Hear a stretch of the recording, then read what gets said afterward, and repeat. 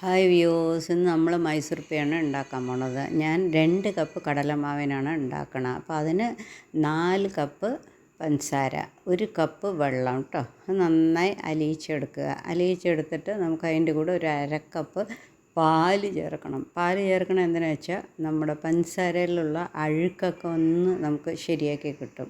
അപ്പോൾ അതൊന്ന് പതഞ്ഞ് വരുമ്പോൾ നമ്മൾ സിമ്മിലിട്ടിട്ട് തന്നെ ചെയ്യണം കേട്ടോ. ഹൈ ഫ്ലെയിമിൽ ഒരിക്കലും ഇടരുത്. സൈഡിൽ ഇങ്ങനെ പത വരുന്ന കണ്ടല്ലേ, അപ്പോൾ അത് ഇത്തിരീശം എടുത്ത് മാറ്റുക കേട്ടോ. ഓക്കെ, എന്നിട്ട് 2 കപ്പ് കടലമാവ് റെഡിയാക്കി വെക്കുക. ഇനി നമുക്ക് ഈ പാവ് ഒന്ന് ശരിയായോ എന്ന് നോക്കണ്ടേ. അതിന് ഒരു പാത്രത്തിൽ ഇത്തിരി വെള്ളം ഒഴിച്ചിട്ട് അതിലേക്ക് ഒഴിച്ചു കൊടുക്കുക. ഫസ്റ്റ് ടൈം ആയിട്ടില്ല, രണ്ടാമത് ഒഴിച്ചപ്പോൾ കുറേശ്ശെ ആയിട്ടുണ്ട്. മനസ്സിലാക്കാൻ വേണ്ടിയിട്ടാണ് ഞാനിത് ചെയ്യുന്നത് കേട്ടോ. 3 പ്രാവശ്യമൊക്കെ.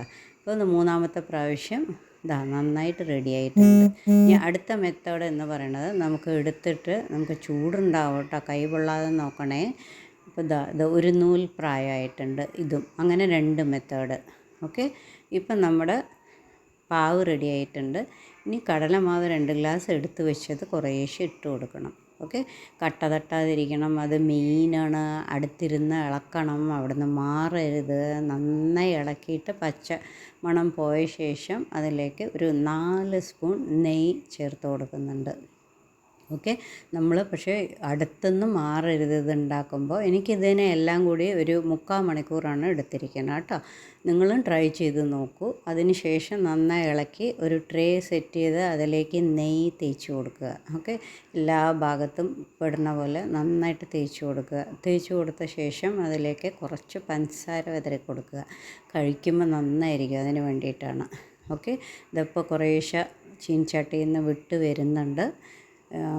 അത് കഴിഞ്ഞ് നമുക്ക് അതിലേക്ക് ഒരു കുറച്ചുകൂടി നെയ്യ് ആവശ്യമുണ്ട് തോന്നി ഒരു 2 സ്പൂണ് ഒഴിച്ചു കൊടുത്തു. ഞാൻ വീണ്ടും ഇളക്കിക്കൊണ്ടിരിക്കുകയാണ്.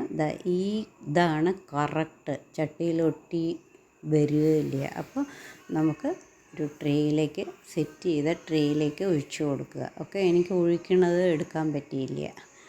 അതിലേക്ക് കുറച്ച് പഞ്ചസാര വിതറി കൊടുക്കുക. ഒന്ന് തണുക്കുമ്പോൾ ഒന്ന് കട്ട് ചെയ്ത് കൊടുക്കുക കേട്ടോ. നല്ല സ്ക്വയർ, എനിക്കൊരു 40 പീസ് കിട്ടിയതിന്, 40-45 പീസ്. ഈ ചാനൽ ആദ്യമായിട്ടാണ് കാണണമെങ്കിൽ ലൈക്ക്, ഷെയർ, സബ്സ്ക്രൈബ് എല്ലാം ചെയ്യൂ കേട്ടോ.